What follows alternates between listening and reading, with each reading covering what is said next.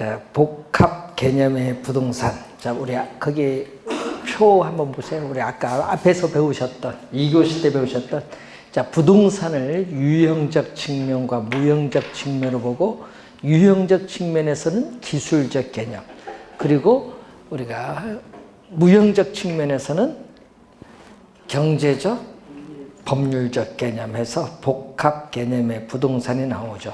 자, 그 밑에 복합 부동산이라는 용어가 있습니다. 자, 복합 개념의 부동산과 뭐는 다르다? 복합 부동산은 서로 다른 개념. 자, 복합 개념의 부동산과 복합 부동산은 서로 다른 개념이다. 자, 그러면 복합 부동산은 토지와 정착된 물건, 여러분 정착물은 정착된 물건, 뭐 대표적으로 여러분 건물을 예를 들어 볼 수 있는데, 자, 이런 얘기죠. 자, 그럼 토지 위에 건물이 있습니다. 자, 토지 위에 건물이 있습니다. 이때 토지와 건물이 있으면 건물을 철거를 하지 않는 한 어떻게 돼요? 함께 갈 수밖에 없어요. 그래서 토지와 토지 위에 독립적인 거래 개체인 건물이 결합이 됐어요. 그런데 문제는 이 결합이 됐는데 건물을 철거하지 않는 한 서로 뗄래야 뗄 수 없는 관계다. 그래서 부부의 혼인 관계처럼 서로 뗄래야 뗄 수 없는 관계가 바로 무슨 관계? 복합 부동산. 뗄래야 뗄 수 없는 관계다. 그래서 토지와 건물이 결합된 상태 그대로 부동산 이용을 하거나 부동산 거래를 하거나 부동산 평가 활동을 할 때 함께 취급, 두 개 묶어서 함께 취급을 한다. 함께. 그래서 함께 결합된 상태로 우리가 함께 취급을 해서 각종 부동산 활동의 대상으로 다루어져 있는 부동산이 복합 부동산의 개념. 그래서 개념은 같다 다르다? 다른 개념이라는 거. 2년 전에 또 출제된 용어입니다. 자, 그리고 여러분 교재 20페이지 보시면은 기술적 개념의 부동산이 나오죠. 자, 여러분이 우리가 아까 복합 개념에서 무슨 측면? 기술적 개념. 자, 기술적 개념은 크게 자연, 공간, 위치, 환경으로 크게 네 가지로 나눠볼 수 있어요. 자, 여기서 자연인데 여러분 시험 문제 이 네 가지거든요. 여기서 자연, 공간, 자산 등은 기술적 개념에 속한다 하면 틀린 질문이야. 자산 여기 없잖아요. 자산은 경제적 개념이에요. 그래서 어디 소속됐는지 이런 거 잘 알아야 돼요. 2년 전에 정답으로 물었습니다. 하여튼 어디 소속됐느냐. 우선 기술적 개념에는 자연, 공간, 위치, 환경 네 가지 꼭 기억을 해 두셔야 되는데, 자연이죠. 토지는 자연적으로 주어져 있는 물건. 자, 토지는 자연적으로 주어져 있는 물건이에요. 자, 여기 중요한 거는 이 인간에서 생산된 재화가 아니에요. 토지는 지구가 태초에 형성될 때부터 자연적으로 주어져 있는 물건인데, 물건은 물건인데 이 자연물인 토지는 뭐다? 유한하다. 무한히 존재하는 것이 아니라 유한하다는 거예요. 유한하다. 자, 그리고 여러분 용어 중에 이제 하나하나씩 이제 용어를 좀 배우도록 하겠습니다. 그러면 희소성이라는 용어가 있거든요. 희소성. 자, 희소성은 자, 토지를 소유하고자 하는 인간의 욕망은 무한합니다. 근데 그 욕망을 충족시켜줄 자원은 한정되어 있다. 이걸 희소성이라고 해요. 그러면 희소성이 없는 상품이 있어요. 그러면 희소성이 없다. 이런 상품을 여러분 지문에 나올 때 보면요, 아, 여기 무슨 지문인지 자유재라고 하고요. 자유재.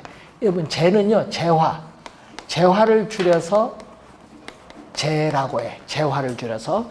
재화는 눈에 보이는 상품, 서비스는 눈에 보이지 않는 상품. 그럼 재화, 서비스를 합쳐서 상품이라고. 상품. 그럼 재화, 자유재 대표적으로 뭐죠? 희소성이 없어요. 희소성이 없다는 것은 여러분이 어떻게 돼요? 소유욕도 없어. 얼마든지 대가를 지불하지 않고 여러분이 쓸 수 있는 재화. 대표적으로 햇빛, 공기. 이런 게 뭐다?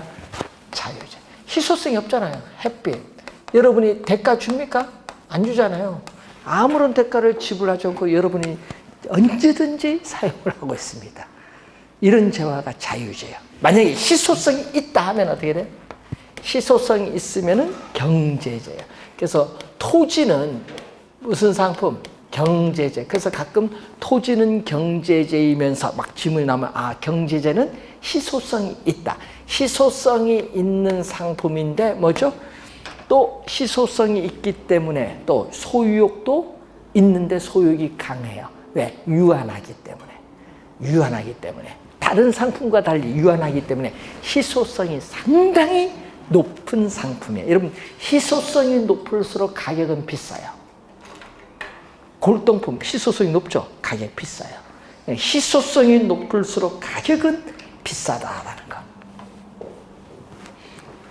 자, 여러분, 우리 야구 선수 요즘 보니까 유현진 씨가 이번에 퀄리파이 오퍼 받아서 이제 1분에 37,000원 정도 번다 하대요. 1분에. 예? 1분에 37,000원. 예? 그러니까 연간 연봉이 200억이 넘으니까 이제 받는데, 문제는 이제 받는 거 다 받는 게 아닙니다. 또 에이전트 수수료도 있어요. 에이전트 수수료. 거기서 또 세금 또 빼고, 소득세 빼고, 수수료, 에이전트 수수료 빼고, 자기가 받는 게 한 130억 정도 될 거예요.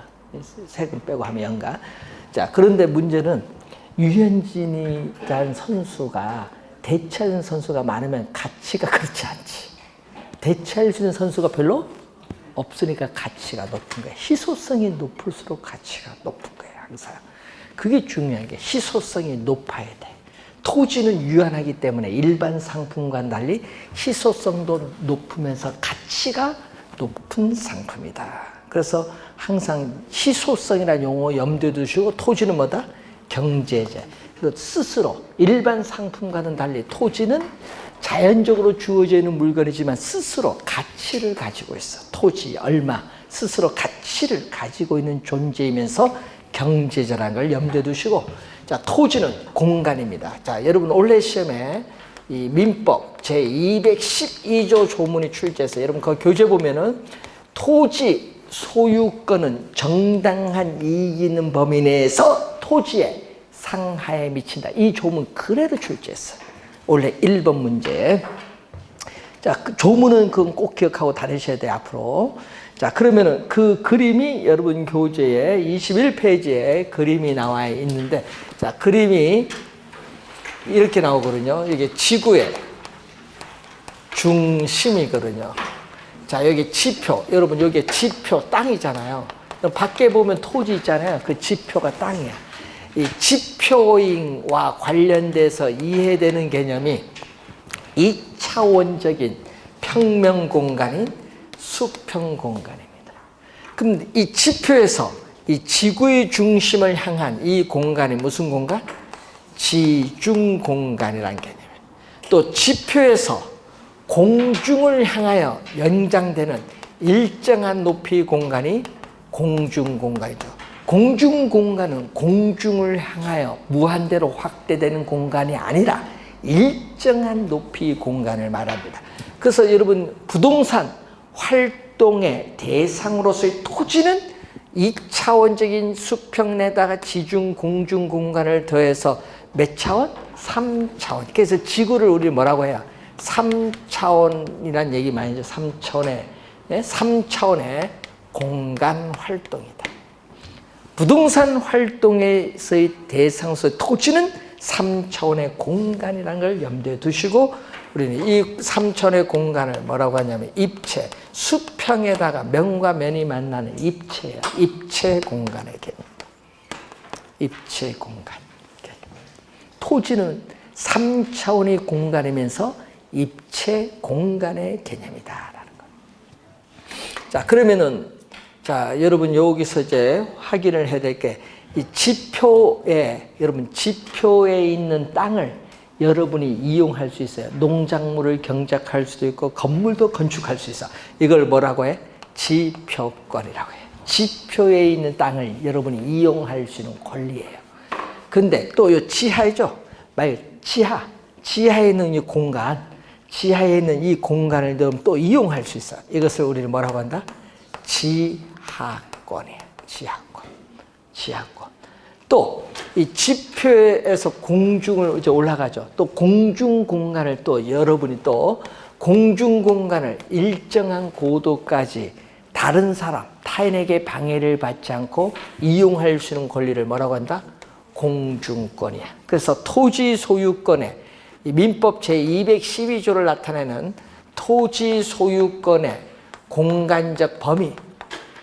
자, 토지 소유권의 이 공간적 범위는 뭘로 표현된다? 지표권, 지하권, 공중권. 토지 소유권의 공간적 범위는 지표권, 지하권, 공중권으로 표현되고 있다.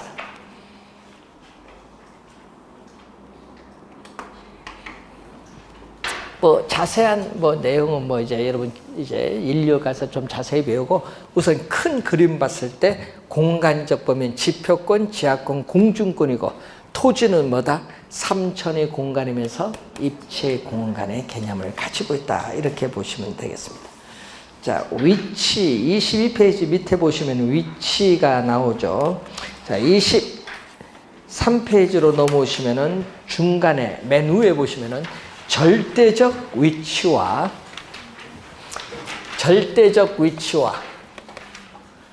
상대적 위치죠. 여러분 절대적 위치라는 것은 위치가 고정되어 이동할 수 없다. 여러분 토지는 위치가 고정되어 이동할 수 없다. 즉 지리적 좌표로서의 위치는 고정돼서 변화가 없다. 토지 고정돼서 이동 못 시키잖아요. 그런데 문제는 상대적 위치라는 게 있거든요. 이 상대적 위치는 토지는 위치가 고정되어 있을지라도 그 토지를 둘러싼 주변의 이용 상황, 주변이 어떤 용도로 이용되느냐, 이용 상황에 따라 토지 가치는 영향을 받을 수 있어요. 이걸 무슨 거죠? 상대적 위치. 그러면 여러분 토지 이용에서는요, 절대적 위치보다는 주변의 이용 상황에 따라 토지 가치가 달라지는 뭐를? 상대적 위치를 더 중시하는 거예요. 그래서 이 용어, 우리가 위치에서는 이 두 용어 좀 주의해 두시고, 자, 거기 보면 알프레드 마샬이라는 학자는 도시 토지에 있어서의 위치의 중요성을 강조하는데 뭘로써? 위치의 가치로서. 허드란 학자는 접근성으로서 우리는 어떻게 해요? 위치의 중요성이 강조하다. 여러분 근접은 뭔지 아시죠? 근접해 있다, 뭐 근접거리, 뉴스 신문에 많은데 실제 가까운 거리예요. 말 그대로 근접이란 실제 가까운 거리. 그런데 문제는 이 근접성과 뭐는 다르다. 접근성은 달라요. 여러분 이 접근성은 실제 가까운 거리뿐만 아니라 마음, 심리적으로도 가까운가, 또 경제적으로도 비용으로 가까운가, 이런 걸 다 포함해. 그래서 접근성은 근접성보다 더 넓은 개념이에요. 이건 실제 가까운 거리인데 이건 가까운 거리뿐만 아니라 심리적으로 가까운가, 경제적 비용 면에서 가까운가, 또는 실제 측정한 거리가 가까운가 다 포함해요. 그래서 이 접근성은 어떤 목적물에 도달하는데 심리적, 거리적, 경제적 부담이 표시되는 것, 그 부담으로 표시되는 게 이 접근성에 있어서의 개념입니다. 용어가 다릅니다. 자, 여러분이 살고 있는 동네에 대규모 생태공원이 조성된다. 그러면 어떻게 돼요? 쾌적성이 좋아지죠. 주변의 부동산 가격 오릅니다. 자, 여러분 용산이 그 이번에 미군 기지를 발안을 했는데 그 용산의 땅 면적이 얼마인지 아세요? 야, 여러분, 그 용산이라는 그 미군 기지 우리나라는요, 한 10년 동안 이용을 못해. 한 10년? 20년 동안 이용을 못했어요. 그 옛날에, 대한제국 시대부터 거기 외국인들이 주둔했던 그 장소이기 때문에 이용을 못했어요. 그 장소를 또 미군이 또 이용을 했고.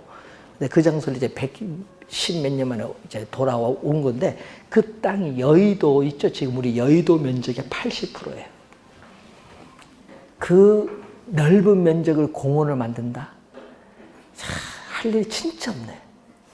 그 금싸라기 땅인데, 서울의 핵심인데, 미쳐도 단단히 미쳤어요. 그 뭐로 공원 만들어?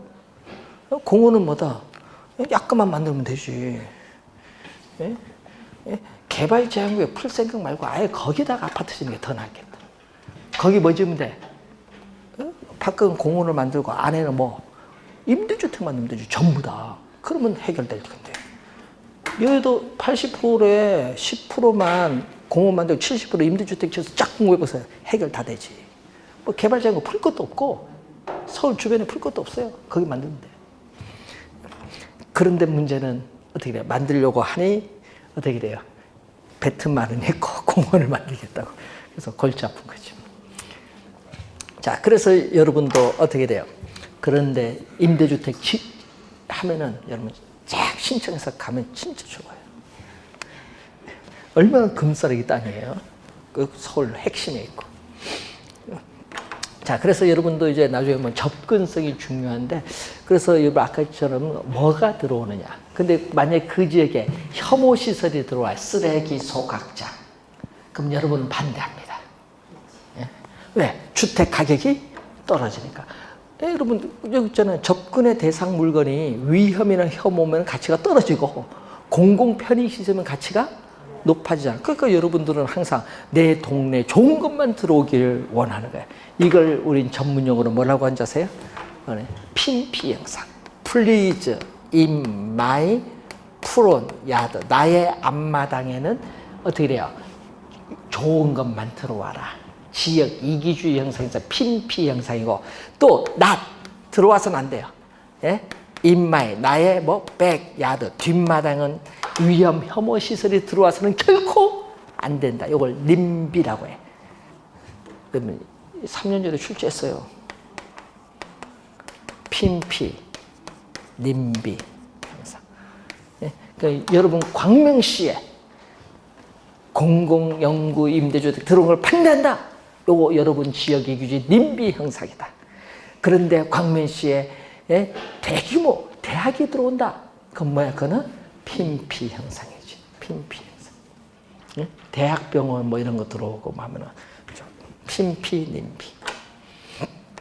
자, 이런 것을 우선 여러분이 기억을 좀 해두셔야 됩니다. 용어 이런 거는 가끔씩 이제 나중에 또 배우게 되는데, 아, 그런 거구나 좀 한번 확인해 보시고. 자, 그리고 위치는 고정되어 있어요.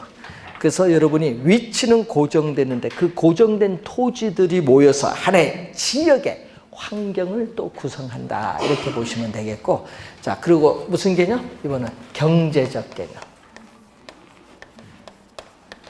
자, 여러분 교재에 경제적 개념 25페이지로 넘어옵니다. 자, 경제적 개념 또 시험에 5가지가 있어요. 뭐가 있냐면은 자산. 27회 시험에도 또 자산 나오는데, 자산 기술적 개념이 아니라 경제적 개념. 자산. 토지는 또 자본. 또 기업의 생산 활동을 위한 공장 부지로서 제공되는 생산 요소, 생산재. 또 인간의 최종 생활의 편의를 위한 뭘로? 뭐 콘도미니엄을 제공하기 위한 땅 제공하는 소비재. 또 소비재로서 부동산은 상품인데 무슨 상품? 그 중에서도 고가의 상품으로서 거래가 이루어져요. 자, 경제적 개념 5가지인데 여러분 여기 5년 전에 한번 이렇게 냈거든요. 경제적 개념의 부동산이 아닌 거. 여기서 4개 나오고 저기서 하나 공간이 들어왔어. 그럼 정답은 뭐? 공간. 그래도 틀려. 왜? 어디 소속됐는지를 모르는 거예요. 이제. 기술적 개념 4가지, 경제적 개념 몇 가지? 5가지.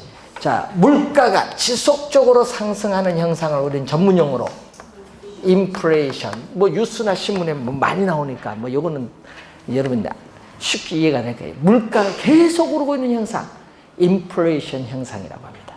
그러면 인플레이션이 발생을 하면은, 자, 여러분 1월 달에 물건을 지금 똑같은 물건을 지금 사고자 해요. 그러면 가격 돈 더 많이 줘야 돼요. 돈의 가치가 그만큼 뭐 했다? 떨어졌어요. 그러니까 인플레이션이 발생하면은 화폐 가치는 하락을 해요. 그래서 화폐로 표시된 금융자산을 보유하면 안 되고 토지, 건물 등의 뭐 부동산 같은 걸로 실물 자산을 보유하는 것이 유리해요. 왜? 실물 자산은 물가가 상승할 땐 실물 자산의 가치는 오르기 때문에 실물 자산을 보유하면은 여러분의 구매력을 보호받을 수 있어서 유리해요. 이걸 전문용어로 뭐라고 한다? 인플레이션 해지죠. 시험에는 말을 풀어서 냅니다. 해지는 요거 우리 금융 용어인데 이것을 우리는 번역을 굳이 한다면 위험을 회피한다. 해지는 위험 회피라고 보면. 그러면 인플레이션이 발생을 했을 때 위험을 회피시켜주는 수단으로서 화폐로 표시된 금융자산 보유하기보다는 실물자산인 부동산 보유하는 것이 뭐다?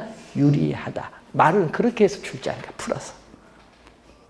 벌써 최근에 2번 출제했습니다. 25회, 27회 시험에 출제를 했죠. 말을 풀어서 냅니다. 자산 요것만 기억하면 돼요. 그런데 또 2년 전에 또 출제된 게 또 하나 있어요. 자, 여러분이 뭐를 출제했냐 하면요, 요걸 출제한 거예요. 우리 뉴스도 그래서 많이 봐야 돼요. 스태그플레이션을 출제했어요. 스태그플레이션은요, 요 2개를 더해준 거. 2개를 더해준 거. 우선은 하나는 뭐죠? 스태그네이션과 또 하나는 뭐다? 인플레이션. 2개를 더해줬다. 자, 그러면 여기 스태그, 여기 뭐죠? 플레이션. 합쳐서, 합성. 그러면 스태그네이션은 뭐냐? 경기 침체를 말해요. 경기 침체. 경기 침체. 또는 여기는 인플레이션은 물가 상승이죠. 그럼 합성하니까 뭐? 경기가 침체하면서 물가가 오르고 있는 현상을 스태그플레이션. 지금 우리나라가 요거죠. 경기는 계속 침체하면서 뭐가 오르고 있다? 물가는 계속 오르고 있는 현상. 우리나라의 지금 스태그플레이션 현상인데 문제는 여기다가 요즘 뉴스 나오는 게 있죠. 뭐를 한다? 요즘 금리도 오르고 정부가 대출 규제도 하고 부동산 가격이 하락을 한다. 이게 하락폭이 크면 이제 문제가 돼요. 하락폭이 크면은 자산 디플레이션 현상이 나타나요. 그래서 뉴스에 요즘 자산 디플레이션이라는 얘기가 많은데 자산 가치가 떨어지는 거예요. 디플레이션은 인플레이션 반대예요. 자산 가치가 떨어져요. 떨어지면은 경제에 더 큰 충격을 줘요. 물가 오르는 경우는 아무것도 아니에요.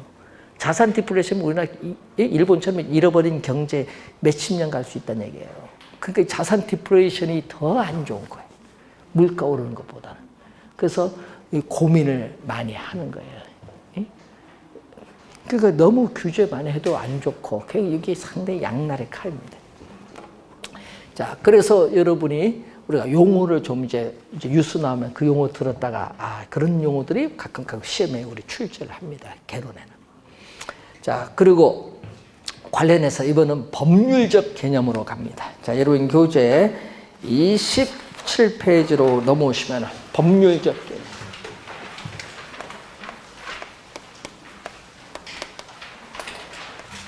자, 법률적 개념. 부동산은, 자, 광의를 넓은 의미라고 해요. 여러분, 넓은 의미를 뭐라고 한다? 광의. 자, 넓은 의미의 부동산을, 광의의 부동산인데, 자, 광의의 부동산은 좁은 의미, 좁은 의미를 다른 말로, 요거는 협의. 넓은 의미는 광의, 좁은 의미는 협의. 협의의 부동산 또는 좁은 의미의 부동산에 뭐를 대준다? 준 부동산을 더해줌으로써 광의의 넓은 의미의 부동산이다. 이게 법률적 측면에서 구분하는 개념인데, 문제는 이 좁은 의미의 부동산은, 자, 올해 시험 1번에 1번 지문으로 출제했어요. 민법 제99조 제1항이 올해 시험에 나온 거예요. 뭐가 출제됐어요? 토지 및 그 정착물, 요걸 출제했잖아요. 개념을 묻잖아요. 협의, 좁은 의미 부동산인데 민법 조문을 가지고 정의를 내렸기 때문에 좁은 의미 부동산을 뭐라고 하죠? 민법상 부동산이다. 그래서 올해 시험에 민법상의 부동산은 토지 및 그 정착물을 말한다? 맞는 지문이죠? 올해 출제된 지문입니다. 개념을 묻는 거죠. 그러면 민법상 부동산인 좁은 의미 부동산은 뭘로 구성됐다? 토지와 뭘로? 정착물로 구성되는데, 정착물은 말 그대로 해서 정착된 물건. 정착된 물건, 토지에 정착된 물건인데 토지에 고정적으로 부착이 되었어요. 우리가 영구적, 항구적으로 부착이 돼서 이동을 쉽게 할 수 없는 물건이 정착물이에요. 그래서 사회적, 경제적인 면에서 계속적으로 이용이 된다고 인정되는 물건을 정착물이라고 해요. 계속적으로 이용이 된다고 인정되는 물건이에요. 그러면은 계속적으로 이용이 된다고 인정되는 물건이 정착물인데, 그럼 올해 시험에 또 정답을 여기서 물었죠. 토지에 정착된 물건인데 이 토지와 독립한 부동산으로 간주되는 정착물이 있어요. 그러니까 토지와 독립한 부동산으로 간주된 독립정착물, 대표적으로 건물입니다. 건물은 건축물 대장에 별도로 또 뭐 할 수 있다? 등기를 또 할 수 있는데 건물이죠. 그 다음에 명인 방법을 갖춘 수목의 집단, 소유권 보존 등기를 뭐 여러 가지인데 하여튼 건물이 대표적, 토지, 상가 등의 건물. 그럼 독립정착물 있다 없다? 올해 정답. 올해 토지와 독립한 부동산으로 간주되는 물건은 없다고 출제해서. 있다 없다? 있다. 그게 정답이에요. 그런 걸 못 찾으면 안 되지. 개념 딱 독립정착물 있는데. 그럼 토지에 일부로 간주되는 종속정착물에 여러분 집에 단독주택 보면 뭐가 있어요? 담장 있죠. 담장, 울타리 이런 거. 그리고 여러분 농촌에 가면 밭 보면 옆에 물 흘러가는 도랑이 있죠. 그 도랑을 우린 전문용어로 국어라고 해. 이건 지목입니다. 우리 지목. 28개 지목 중에 하나인 국어. 밭의 도랑이야. 농촌은. 그렇게 하면 이해가 빠를 거예요. 국어 시험에 2년 전에도 출제했어요. 25회, 27회 시험에 출제된 용어예요. 국어는 종속정착물이에요. 요것만 있어요? 여러분 교량, 터널, 축대 이런 거 다 종속정착물이에요. 그런데 주의해야 될 건 또 뭐 또 나무. 여러분 밖에 나무 있죠? 예? 이런 거는 어떻게 돼요? 종속정착물이에요. 그런데 문제는 정착물이 아닌 게 있겠지. 여러분 아까 정착물은 계속적으로 이용이 된다고 인정되는 물건이 정착물인데 계속성이 없다. 그러면 정착물이 아닌 동산으로 가요. 대표적으로 여러분의 판잣집. 계속성이 없어요. 판잣집. 그리고 농촌의 비닐하우스. 계속성이 없는 거예요. 비닐하우스. 또 여러분 스마트폰 요즘 다해서 없어지는 게 많잖아요. 공중전화, 부스. 114에서 박스라고 얘기하지 말라 하던데요. 부스라고 얘기해요. 공중전화, 부스. 이런 거. 그런데 또 있어요. 앞에 뭐를 붙냐면 가식중. 여러분이 나무거든요. 이 수목 나무인데 그냥 나무면요 여기 없으면은 종속 정착물이에요. 요게 붙으면은 계속성이 없어요. 자, 다른 곳에 옮겨 심기 위해서 임시로 심어 놓은 나무. 임시로 심어 놓은 나무는 뭐가 돼? 정착물이 아니다. 계속성이 없기 때문에. 그러니까 나무는 정착물인데 가식중을 붙으면 뭐다? 정착물이 아닌 동산으로 분류한다. 그래서 정착물 관련해서 보는 거죠. 그래서 정착물을 또 구분하는 기준이 나와요. 자, 정착물을 구분하는 기준 보면은 4가지가 있어요. 우선은 거기 봤더니 물건이 부동산에 부착되는 방법에 따라, 물건이 부동산에 부착되는 방법에 따라. 자, 여러분이 지금 저 앞에 모니터가 있습니다. 저 모니터는 건물에 아무런 물리적 손상을 주지 않고 제거할 수 있어요. 그리고 건물 자체의 기능에도 저 모니터는 영향을 없죠. 예? 저 모니터는 뭐다? 정착물이 아닌 동산이에요. 예? 동산. 여러분, 화장실에 있는 수도꼭지는 건물에 아무런 물리적 손상을 주지 않고 제거할 수 있어요. 화장실에 보면 수도꼭지 있잖아요. 근데 문제는 손을 못 씻잖아요. 건물의 기능에 영향을 주죠. 그럼 그 수도꼭지는 정착물. 예, 그래서 그렇게 판단하는 정착물 구분하는 기준 첫 번째. 두 번째는 물건의 성격. 이 두 번째인데, 물건의 성격은 어떤 물건이 건물의 특정 위치나 용도에 맞도록 특별히 고안된 물건이 있어요. 예? 대표적인 게 뭐냐? 여러분 아파트 분양받으시면은 여러분 별도로 계약하는 게 있어요. 뭐죠? 샤시. 샤시 별도로 그럼 분양가에 포함 안 되잖아. 별도로 계약을 해서 여러분 설치를 합니다. 그럼 그 샤시는 정착물이에요. 정착물. 그럼 아파트 매매를 하면은 어떻게 이래요? 샤시 여러분 떼서 가져가는 게 아니잖아요. 다 넘어가는 거지. 정착물이에요. 샤시. 그래서 여러분이 아파트 분양받아서 별도로 계약을 할 때 나는 아파트를 어떻게 해요? 안 살고 팔겠다. 그러면 샤시 설치해야 돼, 안 해야 돼? 사실 필요가 없지. 왜 해, 돈 들고? 응? 팔 건데? 네? 그런데 나 들어서 2년 살다가 팔겠다. 그러면 샤시를 좋은 거 해야 돼, 나쁜 거 해야 되지? 판단. 품질 어떻게 가격이 좀 싼 걸 해야지. 비싼 걸 할 필요가 없지, 팔 거면. 정착 넘어가는 건데. 내가 거기서 20년 살 거다. 그러면 뭐 해, 이제? 좋은 걸 해야지, 이제. 그런 거. 물건의 성격, 이런 걸 잘 봐야 돼요. 자, 세 번째, 물건을 설치한 의도가 있어요. 자, 여러분, 이 건물 소유주가 임대 가치에, 임대용 건물의 가치를 증진시키기 위해서 건물 안에, 어떻게 돼요? 가스 스토브를 설치한다든지 에어컨을 설치한다든지 하면 그 물건은 임차인이 이사 갈 때 가져갈 수 있다, 없다? 없죠. 정착물이야. 그런 것은. 그 네 번째는 당사자들 간의 관계가 있어요. 자, 당사자들 간의 관계에 있어서 우리는 매도자와 매수자 사이의 관계도 있고 또 임대인과 임차인 사이의 관계가 있어요. 특히 임대자와 임차인 사이의 관계에 있어서 임차자 또는 임차인 정착물이 있어요. 요거는 뭐죠? 임차인이 설치한 물건. 자, 임차자가 설치한 물건인데 요거는 계속성이 없어. 요거는 뭐다? 일시적이야.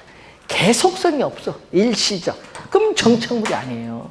임차자 정착물은 임차인이 설치한 물건이기 때문에 원칙적으로 소유권은 누구에게? 임차자에게 귀속이 돼요. 예? 그러면 여러분 상가 임대차 계약을 맺어서 상품을 전시하기 위해서 진열대를 설치했다. 그럼 그 진열대는 임대차 계약 만료 시에 임차인이 가져갈 수 있죠? 정착물이 아닌 뭐다? 동산이야. 그러니까 그건 정착물이다 아니다. 임차인 정착물은 부동산 정착물이 아니다. 부동산 정착물이 아니다는 거야. 임차자 정착물.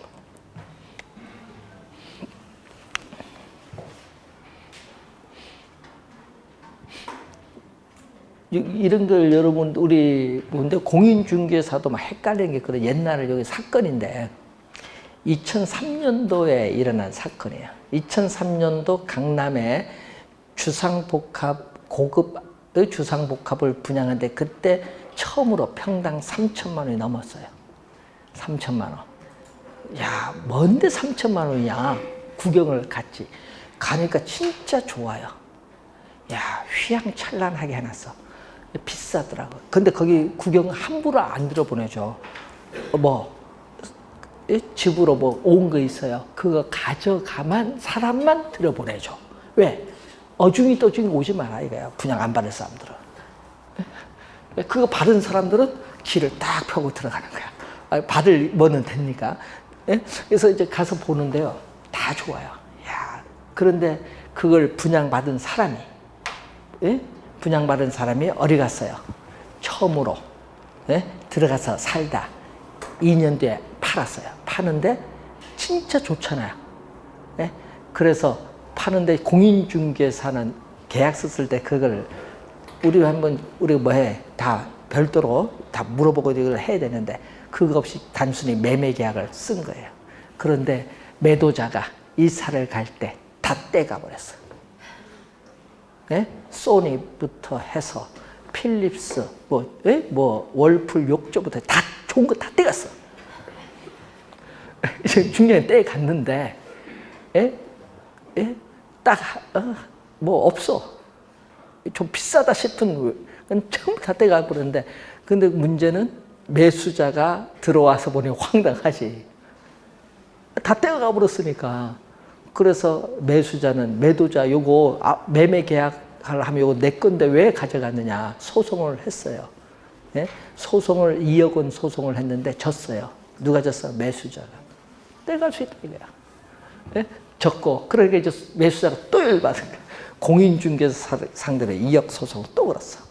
근데 문제는 법원 판결은 공인중개사가 어떻게 그래요? 계약서상에 그걸 명시하지 못하고 그걸 했던 건 과실 인정되고 또 누구도 인정돼? 매수자도 너도 인정된다. 그래서 50, 1억, 1억 이렇게 판결이 나왔어요. 근데 공인중개사는 관계없죠? 이렇게도 관계없잖아. 왜? 보험에 가입돼 있으니까 보증보험. 그러니까 1억 뭐 한다? 거기서 주는 거지. 그래서 매수자가 1억 손해본 거예요. 야, 그래서 거기서 판결이 나오니까 이사 갈 때 이거 떼도 가도 되네? 이제 나오는 거지. 좋은 거는. 주상복합. 거기에 딤체만 한국어고 나머지 다 외제했습니다. 다 떼가지 뭐 좋은 건데. TV도 뭐 이런 TV가 아니야. 완전히 큰, 뭐 몇천만 원짜리 TV 뭐 이런 거 다 떼가. 그러니까 보면요. 이제 그런 걸 할 때 여러분 매매할 때는 뭐야? 책임 안주기에서 다 적어야 돼. 다 적어야 돼. 확인 받으면서 오케이 다 적어. 계약서 때 도장 요거 오케이 해서 딱딱 적어놔야 돼. 그래야 공인중개사는 빠져나가는 거야. 비싼 물건 그럴 땐 그렇게 해야지. 빠져나갈 구멍 다 만들어놔야 됩니다. 공인중개사는. 별거 다 적어야 돼. CC콜로 한 거. 있죠? 그리고 또 동의하에 또 뭘 해야 돼? 계약서 작성할 때 녹음을 해야 돼. 동의하에 양쪽. 나중에 또 뒷말이 나와. 수수료도 뭐든. 그러니까 비싼 걸 때 딱 녹음을 해놔서 해야 돼. 녹음료 좋잖아요. 휴대폰 녹음 기능 있잖아요. 쫙 좋습니다. 이죠. 딱 녹음되면은 자동적으로 클라우드에 저장이 되죠. 저장되잖아요. 얼마나 좋아. 좋은 시대. 옛날엔 별도 녹음기만 누르고 했는데 이제 그럴 필요가 없지. 자, 그래서 잘 하셔야 돼요. 이제 요즘에 거래 잘못하면 큰일 납니다. 자, 그리고 부동산이 아닌데, 부동산에 뭐 준한다. 부동산이 아닌데, 부동산에 준하는 물건이 있어요. 그러면 다 그러냐? 아닙니다. 꼭 요거는 성립 요건이 있어요. 성립 요건이 뭐가 있냐 하면은 등기가 있어요. 여러분, 올해 출제를 했거든요. 우리는 부동산은 뭘로써? 등기를 하는 거 원래 출제했어요. 동사는 뭐죠? 점유고. 공시 방법이 등기 또는 등록의 공시 방법을 갖추고 부동산에 준하여 취급되는 물건을 뭐라고 한다? 준부동산이라고 하는 거예요. 간단히 얘기하면. 그럼 등기 등록인데, 자, 여러분 등록은 하는 물건 있죠. 그럼 자동차 등록사무소에서 자동차 등록하자. 자동차 등록합니다. 항공기 등록합니다. 중기라고 하는 건설기계 등록합니다. 세 가지는 등록. 그리고 등기하는 게 있죠. 우리는 공장재단, 광업재단, 임목, 그리고 20톤 이상의 선박 등기합니다. 또 등록 대상 권리라는 게 있어요. 권리. 업권, 광업권. 권리 두 개는 등록 대상 권리입니다. 그것만 뭘로 취급한다? 준부동산으로 취급한다. 부동산으로 간주한다. 준하여 취급한다. 자, 그래서 여러분이 좁은 의미 부동산과 준부동산을 대해서 뭐라고 한다?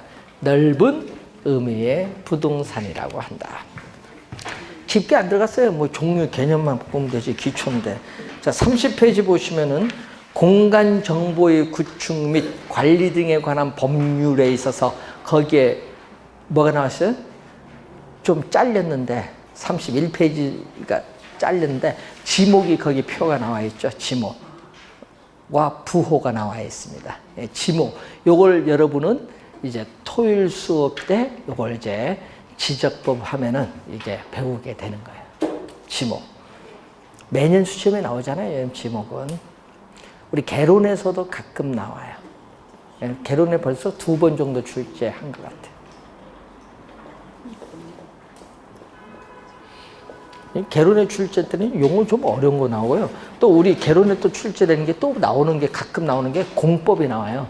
공법 중에서도 국토의 계획 및 이용에 관한 법률에 용도 지역, 용도 지구, 용도 구역 관련된 지문들이 또 출제를 해요. 그러니까 뭐 가끔 여러분 27에는요 공법 지문 4문제나 나왔어요. 예? 그러면 이제 1차만 공부한 사람은 어떻게 돼요? 2차 안 봤다. 2차는 공부 안 하고 1차는 한다. 그럼 그 문제 다 틀리는 거지. 예? 근데 막 항의를 합니다. 왜 공법 문제를 개론합니까? 개론은 아까 얘기했잖아요. 다 포함한다고. 법률, 법학도 포함하고 다 포함합니다. 그래서 다른 데서 배우니까 출제를 될 수 있는데 안 할 뿐이지. 원래는 세법에 종합부동산세 나왔잖아 또. 옛날에는 또 이런 것도 있어요. 옛날에 13회 시험에는요. 부동산의 취득, 보유, 처분에 모두 부과되는 세금 물었어요. 세법에 나오는 거 그걸 또 출제를 13회 시험에 했어요. 그 어떻게 출제될지 모릅니다. 그래서 여러분 개론은 잡탕이다는 거. 다른 과목 들어올 때는 좀 쉽게 출제를 합니다. 정해져 있어요. 보면 들어오는 문제들이. 자, 오늘은 여기까지 하고요. 우리가 다음 주에는 교재를 가지고 그 뒤에 토지의 용어, 토지 특성, 경제 이론에 관련된 이 기본적 개념 살펴보도록 하겠습니다. 자, 오늘 수고하셨습니다. 안녕히 가십시오.